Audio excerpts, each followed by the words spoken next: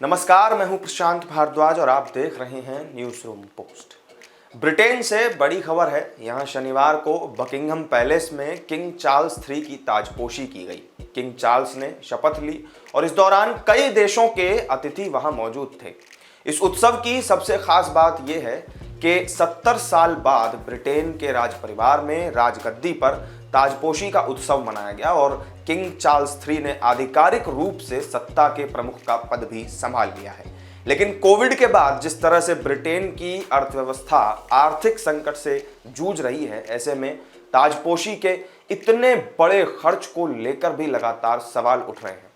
तो क्या सच में सत्ता की ताजपोशी ब्रिटिश इकोनॉमी पर एक बड़ा बोझ है?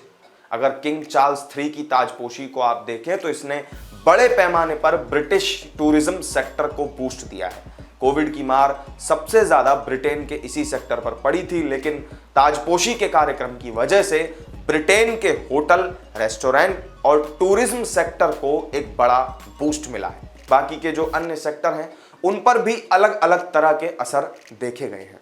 किंग चार्ल्स III की ताजपोशी पर कितना कुछ खर्च हुआ, इसका सही आंकड़ा तो मौजूद नहीं है, लेकिन खबरों की माने तो इस पर करीब 10 करोड़ पाउंड यानी कि 1033 करोड़ रुपए का खर्च हुआ है।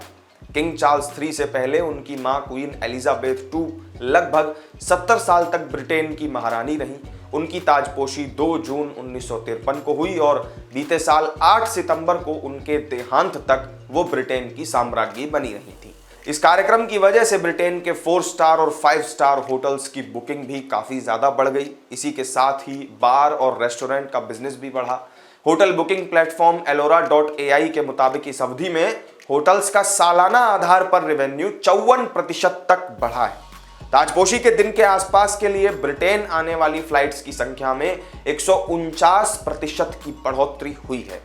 टिकट बुकिंग प्लेटफॉर्म ट्रैवलपोर्ट के मुताबिक फ्लाइट्स की संख्या में यह बढ़ोतरी ताजपोशी की तारीख घोषित किए जाने के बाद सिर्फ 24 घंटे में ही देखी गई। इसके अलावा किंग चार्ल्स III की ताजपोशी में 7000 से ज्यादा सुरक्षा बलों के कर्मी भी शामिल हुए। यह 70 सालों बाद इतने बड़े पैमाने पर होने वाला पहला शाही उत्सव था। हालांकि इस उत्सव के दूसरे पहलू पर भी बात की जा रही है। कहा यह जा रहा है कि इस ताजपोशी से ब्रिटिश इकोनॉमी को जितना हासिल होगा उससे ज्यादा तो खर्च हो जाएगा। पुलिस, सुरक्षा, हजारों अतिथियों के ठहरने की व्यवस्था के खर्च का बोझ अर्थव्यवस्था पर सीधे तौर पर देखने को मिलेगा। वहीं सोमवार को राष्ट्रीय अवकाश का ऐलान करने से भी देश को नुकसान होगा। ब्लूमबर्ग की एक रिपोर्ट कहती है कि एक दिन की इस छुट्टी से मई में जीडीपी ग्रोथ रेट में 0.7% तक की गिरावट आ सकती है। तो इस वीडियो में मेरे साथ फिलहाल इतना ही। ब्रिटेन में शाही महोत्सव पर खर्च किए गए इस पूरे खर्चे से क्या वहां की अर्थव्यवस्था को धक्का लग सकता है या नहीं, आप क्या मानते हैं? कमेंट करके जरूर बताएं। वीडियो पसंद आई हो तो लाइक और शेयर कर दें और चैनल को अगर सब्सक्राइब नहीं किया हो तो जरूर कर लें। फिर मिलेंगे एक नई वीडियो में नई जानकारी के साथ। तब तक के लिए दीजिए इजाजत। नमस्कार।